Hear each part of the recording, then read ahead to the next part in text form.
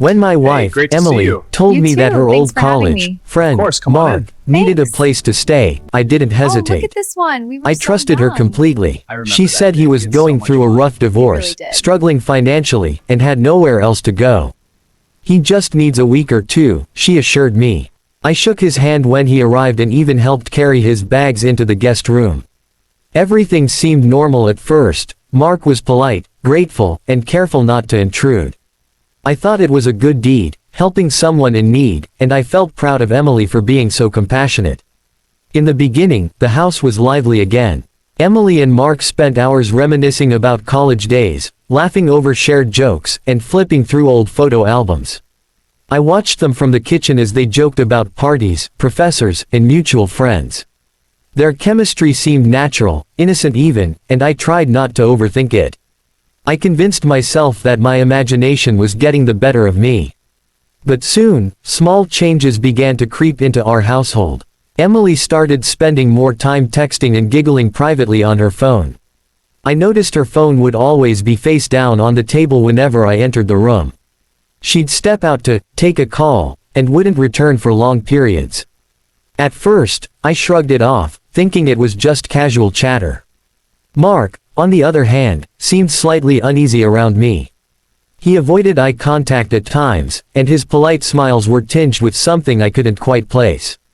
Once, I caught him lingering by the guest room door, glancing around before hurrying away when he saw me watching. I brushed it off as awkwardness, but a tiny voice in my gut kept nudging me. One afternoon, I came home early from work. I expected to see Emily and Mark in the living room, chatting or watching TV. But the house was unusually quiet. The faint sound of the shower running in our bathroom echoed through the hallway.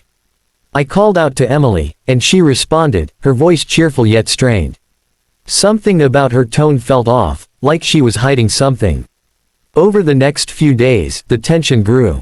Whispers behind closed doors, hurried phone calls, and subtle glances between Emily and Mark became the norm. My attempts to join conversations were met with polite but distant smiles. I started to feel like an outsider in my own home.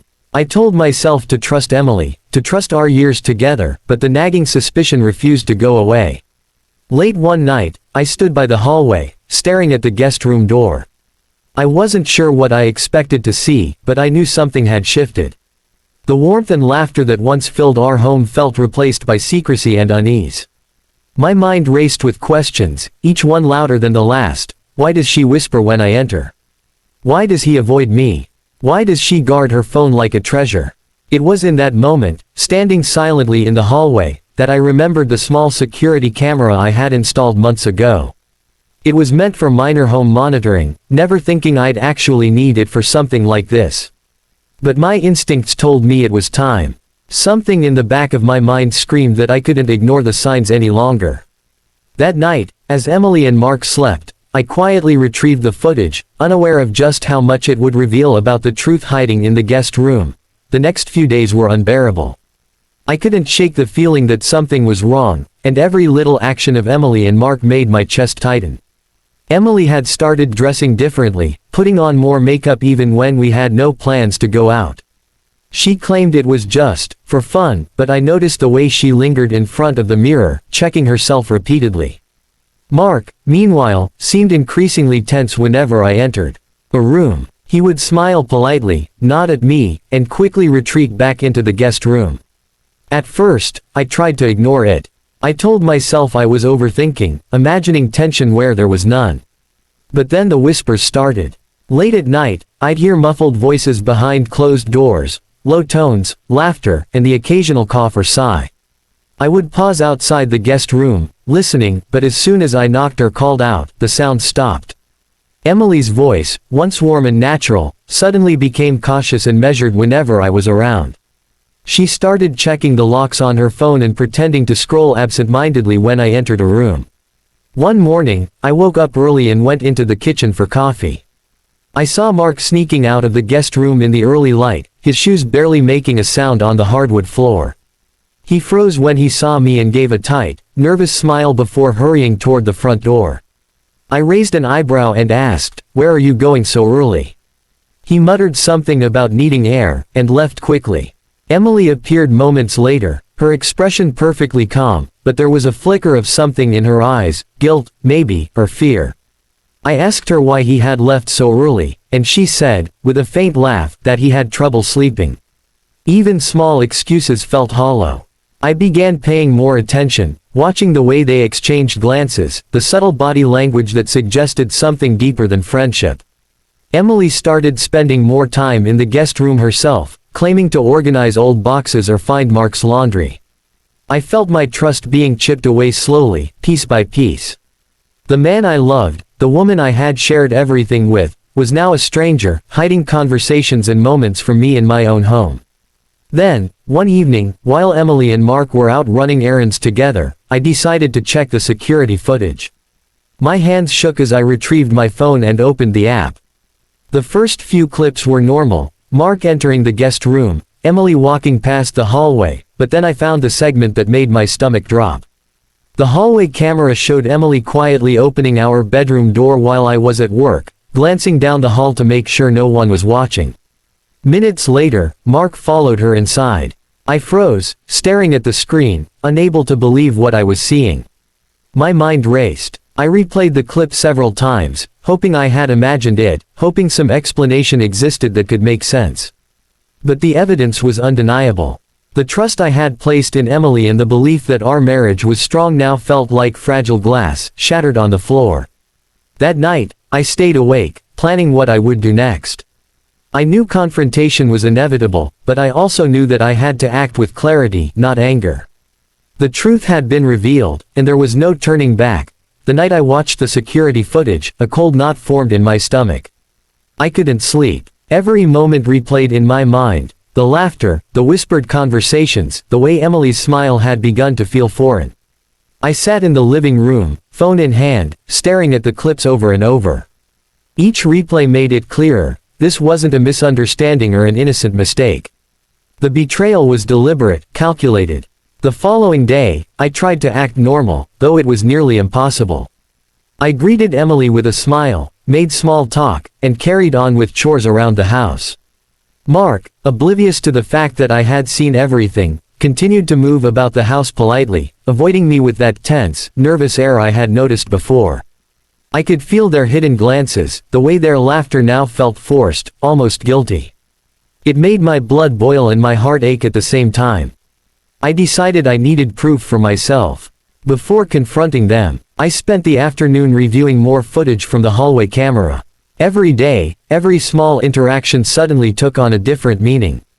There was Emily slipping into the guest room while I was out, pretending to look for Mark's things. There was Mark waiting in the hall, tense and fidgety, only moving once she opened the door. Each clip confirmed what I had feared. My worst suspicions were true. It wasn't just an emotional betrayal, it was physical. They were lying to me in my own home, under my nose. My hands trembled as I held my phone, trying to process the gravity of it. The home I had trusted, the life we had built together, felt like a stage on which I had been unknowingly playing the fool. I thought of the years we had spent together, the promises we had made, and the quiet nights we had shared. Now, all of it seemed overshadowed by deceit. That evening, I stayed quiet, observing them from a distance. Emily and Mark returned from their errands, chatting and laughing, completely unaware that I had watched every detail of their interactions. My mind raced with the confrontation I had to plan. I didn't want a scene, I wanted clarity, control, and a sense of finality. I reminded myself to stay calm, to not let my emotions drive my actions. Finally, I made a decision. That night, I would confront them both, show them that I knew the truth, and demand answers. I would not yell, I would not beg. I wanted them to understand that trust, once broken, could not be repaired with excuses or apologies. I prepared the living room, ensuring the TV was ready to display the footage. Every nerve in my body was tense, a mix of anger, sadness, and disbelief. When Emily and Mark sat down later that night, I kept my voice even, my expression neutral. I didn't start with accusations. I simply picked up my phone, connected it to the TV, and pressed play. The footage filled the screen, showing everything I had feared. Emily's face went pale, and Mark's polite demeanor crumbled into panic. The truth, undeniable and raw, now sat between us in the living room, and I felt a grim satisfaction knowing that the lies were finally exposed. That night, when Emily and Mark sat across from me in the living room, I felt a strange calm settle over me. My hands were steady, my voice measured, and my heart, though heavy, was determined. I didn't rush or shout, I didn't let anger control me. Instead, I gestured toward the TV, where the security footage could be displayed.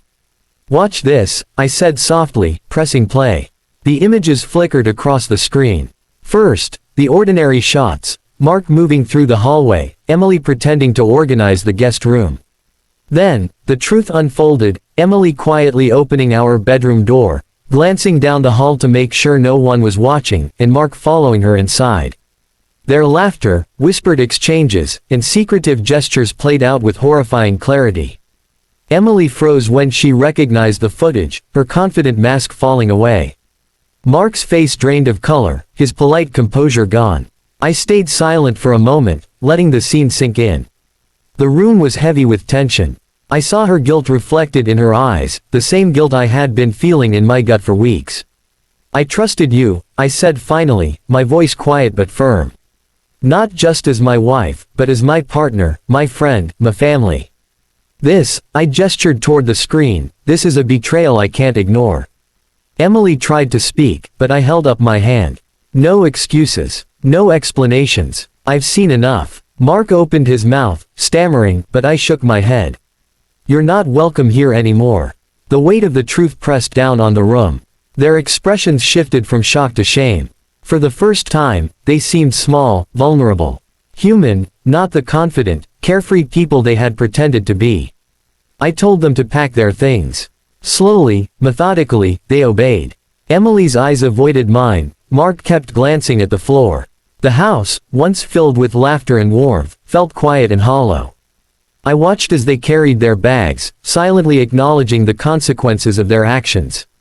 It wasn't revenge I felt, it was relief. Relief that I had uncovered the truth before it went further, before my life was irreversibly tangled in lies. When they finally left, the front door closing with a quiet click, I sank into the couch, exhausted. The adrenaline faded, leaving only a deep ache where trust had once lived. I thought of the years I had spent loving Emily, of the plans we had made, the shared dreams, and the quiet moments of comfort. Those memories now carried a tinge of betrayal, but also a strange clarity. I had faced the truth, and in that confrontation, I found strength I hadn't realized I possessed. I knew rebuilding my life wouldn't be easy. Trust had been shattered, and the sense of safety in my own home had been violated. But I also knew I had made the right choice. By confronting the betrayal calmly, by demanding accountability, I had reclaimed control over my life. Sitting alone in the living room, I finally allowed myself to breathe. The road ahead would be hard, lonely at times, but it would be honest. And for the first time in weeks, I felt a quiet, unwavering resolve to protect myself, and to never allow deception like this to enter my life again.